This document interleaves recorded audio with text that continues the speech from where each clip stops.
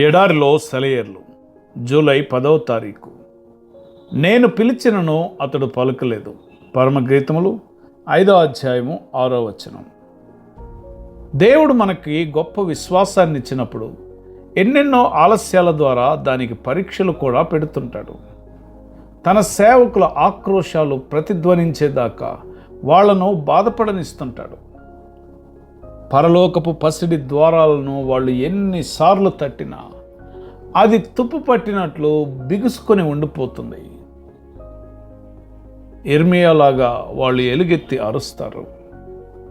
మా ప్రార్థనలు నీకు చేరకుండేలా మబ్బు వెనకాల దాక్కున్నావు అంటూ ఈ విధంగా ఎందరో పరిశుద్ధులు ఎంతో కాలం ప్రార్థనలకు జవాబులు రాక కనిపెట్టుకొని ఉన్నారు. వాళ్ళ ప్రార్థనల్లో తీవ్రత లోపించిందని కాదు, అవి దేవుని దృష్టికి అంగీకార యోగ్యాలు కావన్నది సరికాదు. ఎందుకంటే ఆయన సర్వాధికారి. అలా ఆలస్యం చేయడం ఆయనకిష్టమైంది, అంతే. తన చిత్తం చొప్పున ఆయన ఇస్తాడు.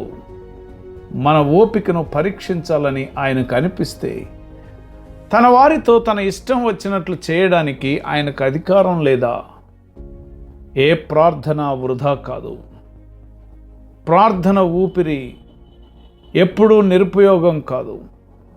ప్రార్థన నిర్లక్ష్యం పాలవడం లేదా సమాధానం రాకపోవడం అనే ప్రసక్తే లేదు.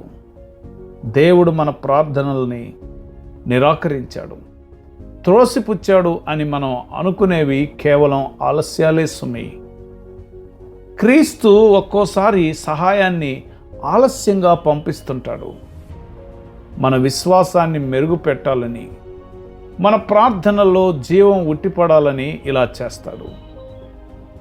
తుఫాను రేగి అలలు నావను కప్పివేసినప్పటికీ ఆయన నిద్రపోతూనే ఉంటాడు. కానీ దానికి మునిగిపోయే స్థితి రాకముందే మేల్కొంటాడు. ఆయన నిద్రపోతాడు కానీ సమయానికి మించి నిద్రపోడు. సమయం మించిపోవడం అన్నది ఆయనకు లేదు. ఊరుకో హృదయమా, గోల పెట్టుకో. నీ ఎండిన భూమిని ఆయన కంటికి కనబరచు. అన్నిటినీ చూస్తాడాయన.